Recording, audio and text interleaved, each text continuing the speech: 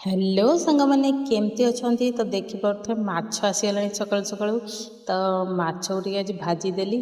आज भाविली टे पखाड़ खाइबू से माछ भजा करदे विहन भी आसी भाजी माछ को मैरिनेट कर रखिकी मसला माछ बन देखो केते बढ़िया देखा जाउची। पुअर टिके चिकेन बिरियानी आसला खाईदेला तार आम सब पखाड़ टे खाईदेलु। देखो पखाड़ आलू भर्ता टमाटो चकटा टिके माछ भजा। हेलो सांग मैंने केमती अच्छा तो देखिपे माछ आसीगला सकालू सकालू तो माछ टे आज भाजीदेली। आज भाविली टे पखाड़ खाइबू से माछ भजा करदे विहन भी आसी भाजी माछ को मैरिनेट कर रखिकी मसला माछ बन देखो केते बढ़िया देखा जाउची। पुअर टिके चिकेन बिरियानी आसला खाईदेला तार आम सब पखाड़ टे खाईदेलु। देखो पखाड़ आलू भर्ता टमाटो चकटा टिके माछ भजा।